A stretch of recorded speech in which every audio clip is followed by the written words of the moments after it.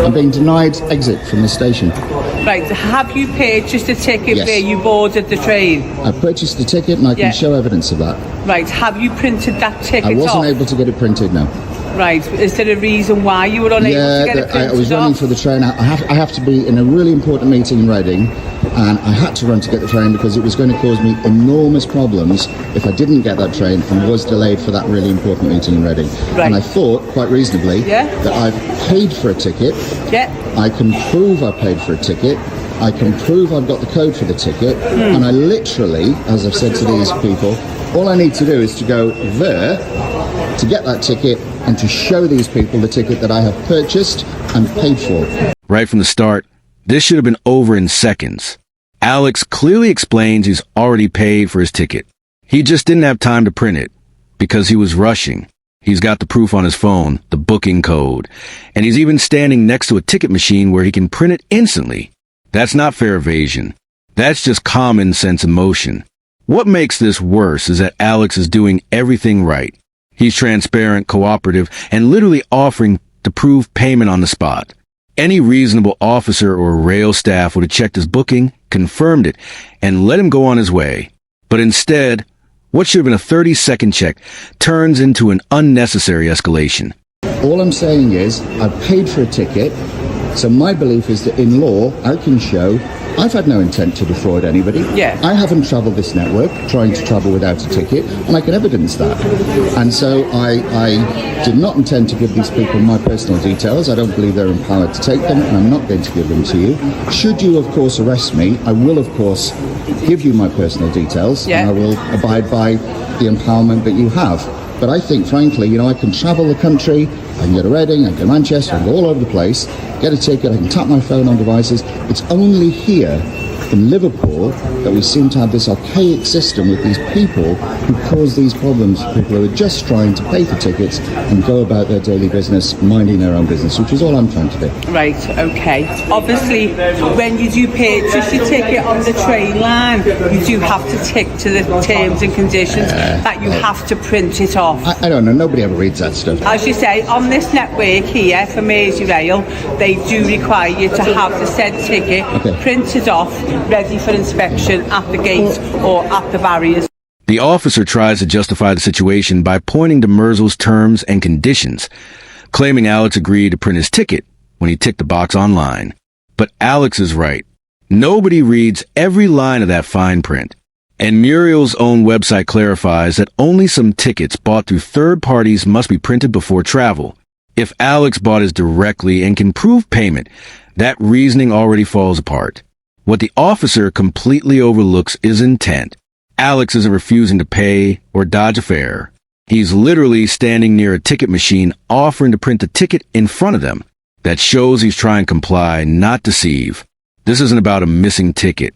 It's about common sense being replaced with blind rule following. You can have a policy.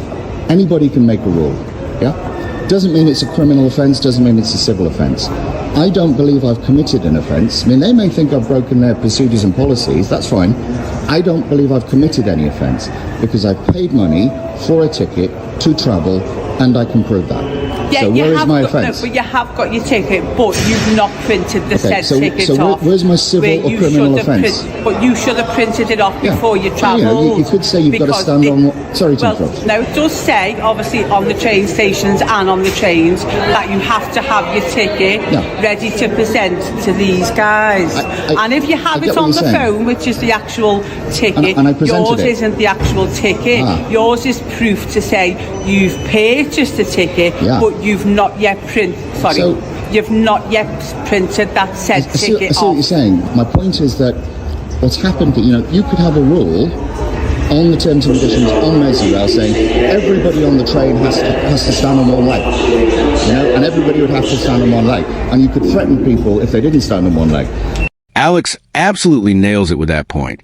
He's not breaking the law. He's breaking a rule. And those are two very different things. The law says you must pay your fare before traveling, which he did. He's got proof of purchase, the code, and the ability to print it right there. What Merzel are trying to enforce isn't criminal law. It's a company policy, and you can't arrest someone for not following a business rule. And when Alex dumps it down with that one-liner about standing on one leg, it perfectly exposes the absurdity of the situation. Merzel could make any rule they want, but that doesn't give them or the police the authority to treat it as law. This whole moment shows the difference between someone trying to apply logic, Alex, and officers blindly enforcing corporate nonsense. The law, if people don't do it, they're breaking your rules. And that's the difference I'm trying to get across to you. So this is their bylaws that it is a ticket period, which we do have to have a said ticket to come onto the station, and for as soon as you board the train, you should have a ticket of travel, unless your train station is closed and then you've taken a picture to say it's closed. Come to these guys and they will sell you a ticket. It's often closed, it's often nobody there, and then it would be fine. But you've purchased your ticket already, but unfortunately, because you haven't printed it off, you should have printed it off before you travelled. So my point to you again is that I've looked at the bylaws, and I may be wrong, but I've read the bylaws, and my understanding of the bylaws is that they say if you break these bylaws, you may be taken to court. And if you're taken to court, and it can be shown that there's an intent to defraud, you may be prosecuted. Now, I can show there was no intent to defraud. So if we go to court, it's all going to be very annoying for me, very embarrassing for Mersey Rail, but I can show there was no intent to defraud. So I don't believe that I'm in any kind of situation where I've broken these bylaws. Alex absolutely nails this exchange, and it exposes how little the officer actually understands the bylaw. What Alex is referring to is Bylaw 18 of the Railway Bylaws 2005, which covers ticketless travel in a non-compulsory ticket area. The key phrase in that bylaw is with intent to avoid payment.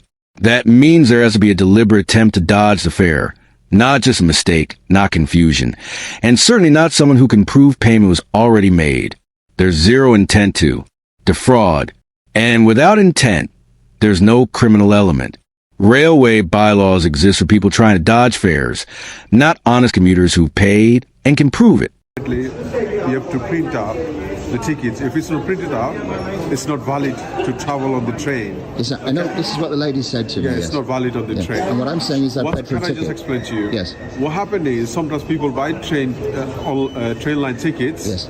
They don't print it. They do the journey. They complete the journey. What happens is they get refunded. Well, that would be terrible. They get refunded. That would be terrible. Okay, so some people does that.